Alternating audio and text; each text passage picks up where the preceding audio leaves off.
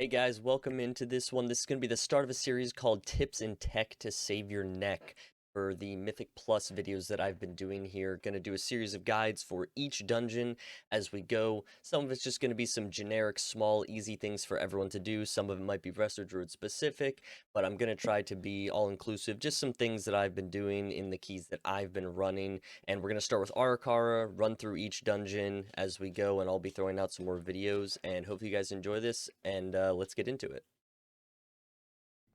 Alright guys, so starting it off here is going to be the Tailoring Tech here at the start of Ara-kara. As you can see there, I just clicked on the icon there to start it off with, and then broke the strand before the key started. So you can see at the bottom left there, next to my battle reses and to the left of my voodoo, I have that extra action button to use.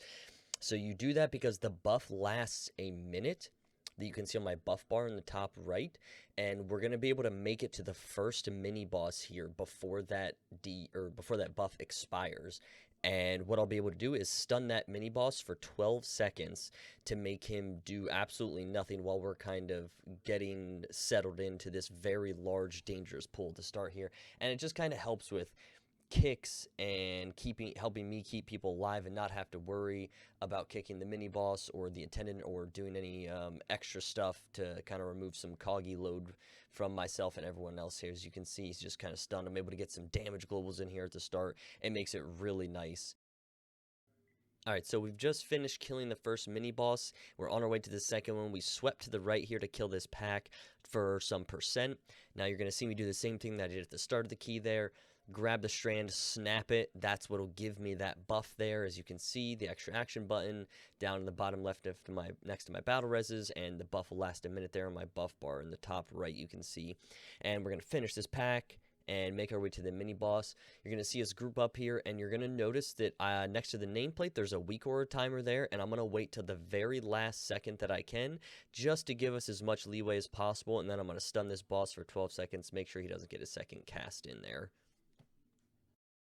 Alright, so this one's mostly for the healers, but can be just kind of general advice anyways.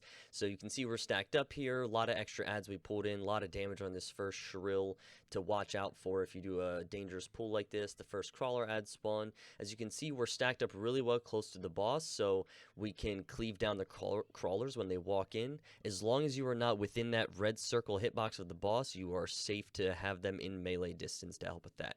So you can see the onslaught's going to happen, and what I'm going to do specifically because I'm the healer is you'll see my group goes left. I'm going to be taking steps to the right. It just really helps make sure that you're not stepping on anyone's toes and they're not doing it to you, especially as the healer, because it's such a difficult part of the fight, and it really helps you just get that freedom of movement and clarity of mind to make sure you can heal and keep people alive. And then make sure you get stacked back up for the shrill, and make sure you get good position again afterwards. Okay, some quick general tech here. To the right, you're going to see mind-soothed mobs. Our priest is already down in the boss room as he faded and mind-soothed past them. He life-gripped our tank down, and you can see I can kind of heal over this ledge to the priest there. And after a few seconds, you'll automatically get warped down into this boss room. And in a second, you're going to see our mage to the right here. Really good idea to have somebody with a lot of movement, like a mage with blinks or an evoker or something, to stand out, and they can automatically always bait the charge and put the impales in a good place for your group. Alright, so last tailoring tech of the dungeon. There's one right after the second boss here as you just finished up. You want to snap it another time and get across the bridge. And you're going to see we pull this in, and I'm going to use it on this overseer here in just a second. It's going to stun him. And what we're going to do is it's going to line up the erupting webs pretty close. They're slightly desynced on this one, you'll see in a second. But it makes it just so that, we don't have to kick for a second. Less damage on the tank. It's just a simple little thing. It doesn't do a whole lot. And then after those go off, we're going to stack up, you're going to see, because when the winged carriers come in here into this pool, they're very dangerous, and the higher the key goes, people can start to get one-shot by them. And so you want to stack up, because what that does is they will most likely always charge the furthest person out. So as long as everyone's stacked, it's going to evenly split targets and split damage, and it just makes it safer for everyone. Okay, so some final boss tips here to wind it down with.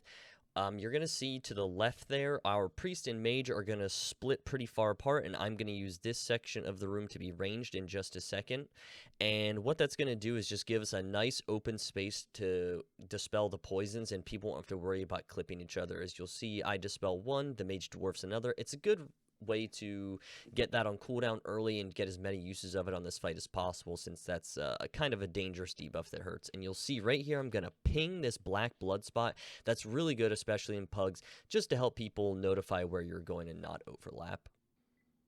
Alright guys, so that's it for this Ara-kara tips and tech to save your neck. So this is just us finishing the dungeon and timing it, and I wanted to say thanks for watching the video. If you don't mind commenting and subscribing to me, that'd be appreciated. You can check me out over on Twitch. I'm live most evenings. If not, I got some other videos for you to check out, guides and more tips and things. So thanks, and I'll see you in the next one.